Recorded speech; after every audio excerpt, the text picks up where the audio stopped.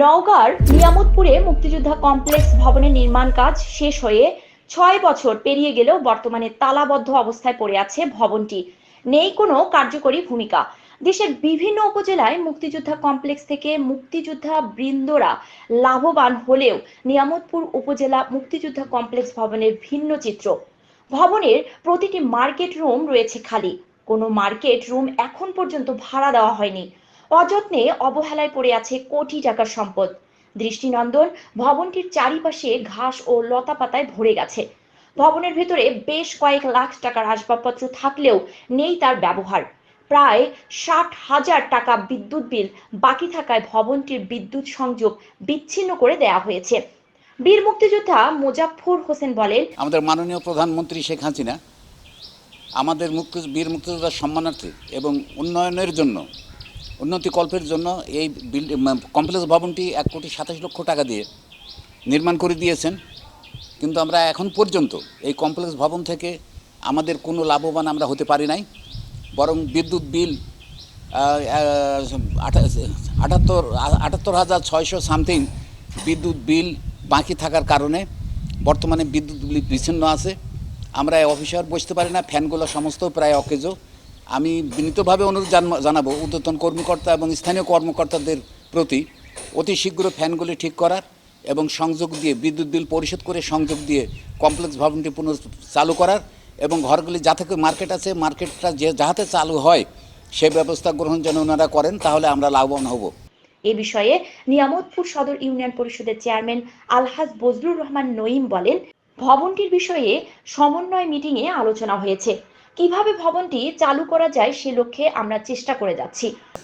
মুক্তিযোদ্ধা কমপ্লেক্স যে তৈরি হয়েছে, হওয়ার পরে যে একটা মুক্তিযোদ্ধাদের ওখান থেকে যে একটা বেনিফিট যে পাওয়ার কথা দৃশ্যমান, কিন্তু এখনও কিন্তু আমরা ওটা দেখতে পাচ্ছি না। তো সেই জন্যে আমরা চাই যে ইউনো মহোদয় আছেন, উপজেলা চেয়ারম্যান এবং আমাদের মাননীয় মন্ত্রী, আমরা সমন্বয় কমিটির মিটিংয়েও এই কথাগুলো এর আগেও উঠাইছি।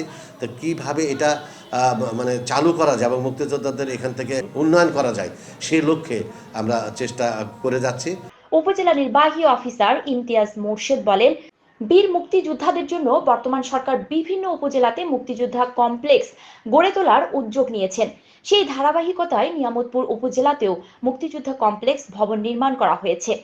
মুক্তিযোদ্ধা কমপ্লেক্সকে কার্যকর করার জন্য প্রচেষ্টা চালিয়ে যাওয়া হচ্ছে। আমরা আসলে সকলে জানি যে বীর মুক্তিযোদ্ধারা জাতির সূর্য সন্তান, জাতির শ্রেষ্ঠ সন্তান, এবং তাদের জন্য, তাদের উন্নতির জন্য বর্তমান সরকার বিভিন্ন উদ্যোগ গ্রহণ করেছে। তার মধ্যে একটি হলো বিভিন্ন উপজেলাতে আসলে মুক্তিযোদ্ধা কমপ্লেক্স গড়ে তোলা।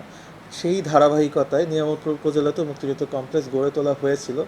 আমি এখানে দায়িত্ব গ্রহণ করেছি প্রায় 1 বছরের উপর হয়ে যাচ্ছে, এবং আমি আসার পরপরই যেই বিষয়টা আসলে লক্ষ্য করলাম, উপজেলা অর্থাৎ আমাদের যে মুক্তিযোদ্ধা কমপ্লেক্সটি রয়েছে উপজেলায়, সেটি যে জায়গায় গড়ে তোলা হয়েছে তার একটা অবস্থানগত লিমিটেশন রয়েছে। সেই অবস্থানগত লিমিটেশনের জন্য আসলে যে দোকান ঘর ভাড়া দেওয়া দরকার বা যেভাবে আসলে এটিকে ব্যবহার করা দরকার, সেটি ব্যবহার করার যে উদ্যোগ, সেই উদ্যোগ নেওয়ার পরও আসলে সেটি আসলে সফল হয়নি। তার কিন্তু আমাদের উদ্যোগ চলমান রয়েছে। আমরা এর মাঝে যারা বেসরকারি পর্যায়ে বিভিন্ন এনজিও রয়েছে তাদেরকে ভাড়া দেওয়ার চেষ্টা করেছি।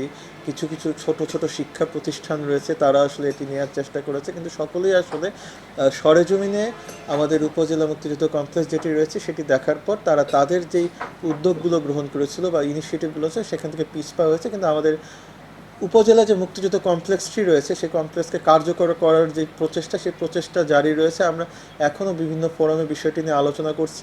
আমরা প্রত্যাশা করছি যদি নিয়ামতপুরবাসীর সহযোগিতা পাওয়া যায়, এখানকে যারা ব্যবসায়ী সমাজ রয়েছে তাদের সহযোগিতা পাওয়া যায়, সর্বোপরি জনপ্রতিনিধি এবং যারা এখানে বিভিন্ন সমাজসেবামূলক কার্যক্রমের সাথে জড়িয়েছে তাদের সহযোগিতা পাওয়া যায়। আমরা আশা করি বীর মুক্তিযোদ্ধাদের জন্য সরকারের যেই প্রচেষ্টা, যেই কমপ্লেক্সটি গড়ে তুলেছে সেটিকে আমরা সফল করতে পারবো, সেটিকে আমরা কার্যকর করতে পারবো।